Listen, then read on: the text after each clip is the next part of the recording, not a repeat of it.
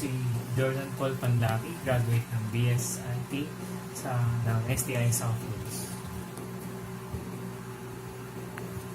Did you consider yourself a success? Actually, hindi pa. Dahil siguro, bata pa ako, and hindi ko pa talaga na-achieve yung personal goals ko. So, yun. So, ngayon hindi pa. But I'm working my way through it. Okay. What is your motivation when you are at your worst? Siguro yung actual setbacks ko, yung mismong situation kung saan nandun ako sa worst ko, yun yung isa sa mga nagiging motivation ko sa sarili ko na ayoko manatiling ganito.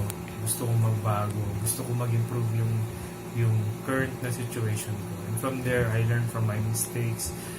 I try to improve on my weaknesses and see to myself na maiwasan ko yung mga situations na ganun.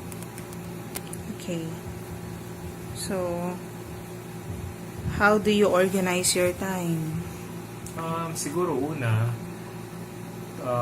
tinitignan ko yung mga kailangan kong gawin. And then, from there, nag-aalat ako ng time kung gaano ko siya katagal gagawin.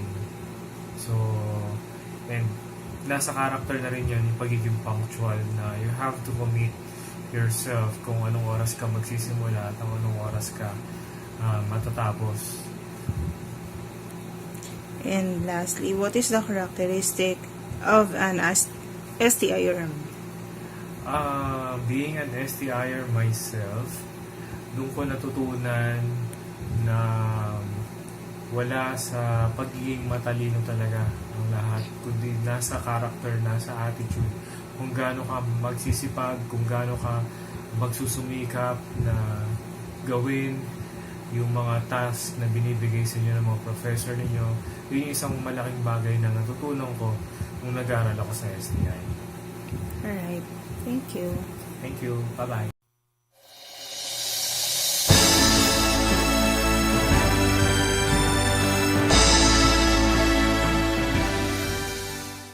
Ma'am, you're a tourism student and we're here to ask you personally about your experience after graduating college. So our first question is, when did you consider yourself a successful person? Well, for me, I still don't consider myself as a successful one because for me, I have a lot more to learn. I have a lot more to achieve before I consider myself a successful one. Because for me, being successful is not only achieving your goals, but it's the time of your life when you have already achieved your goal and you become satisfied or contented with what you have, and you already think that you have already achieved what you deserve. Next question. What is your motivation when you are at your worst? So, there are a lot of things that make me motivated, even at my worst. So for me, I have my family, I have the persons, the people around me, my friends, my family, those people who are always supporting me, and they are the reasons why I'm striving to achieve my goals or my dreams in life, and also the things that I want to achieve. They also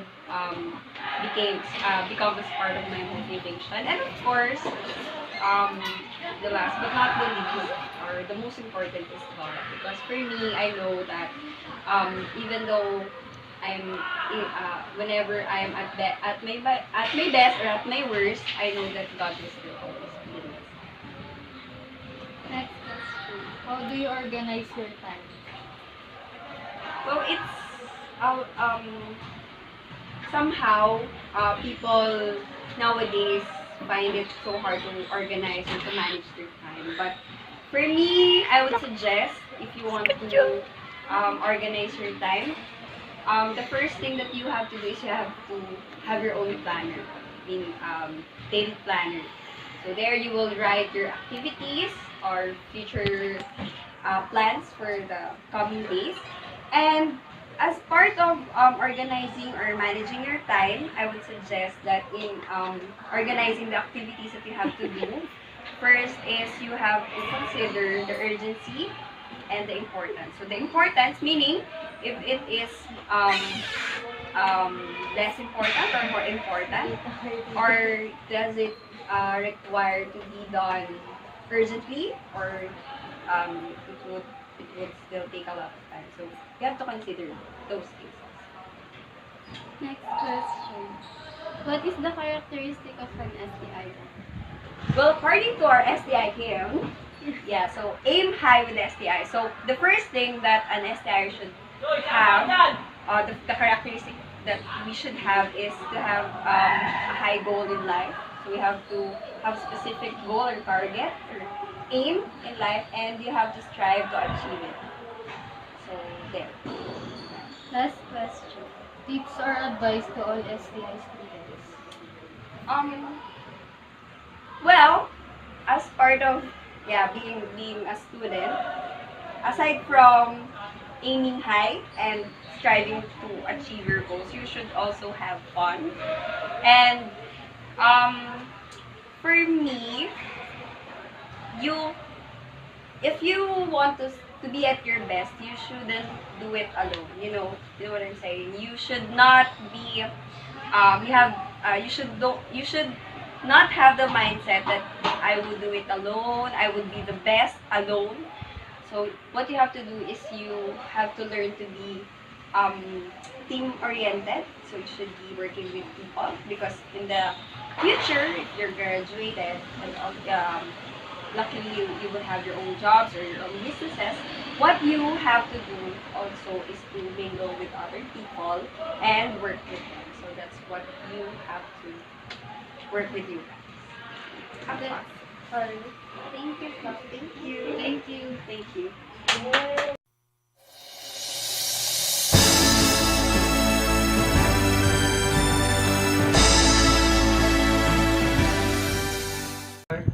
From STI Las Piñas, and we are a first year tourism students, and we're here to ask you some questions about your experience after graduating from STI.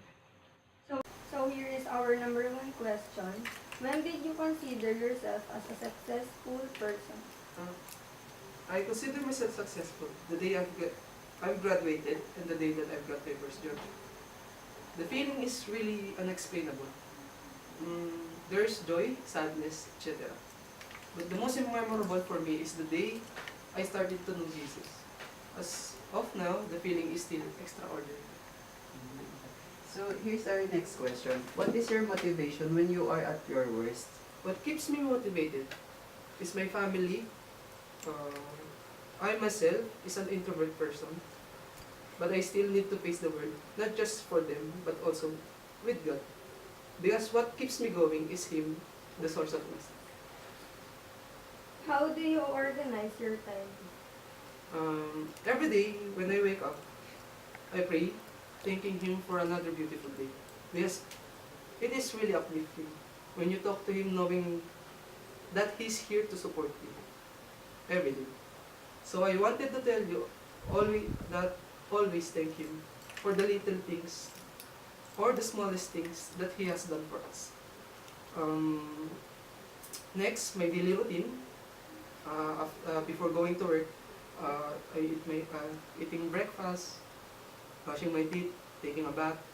Then at work, when it is my first break, I eat. Then when it's lunchtime, I take a stroll in Northby. After that, if there's still time, I go on the 6th floor pantry because nobody's there sometimes. Then I studied the Bible. After that, after work, I watch at home. I watch Korean variety shows, and sometimes watch tutorials on how to read and write Hangul. So you're interested in Korean? Yes.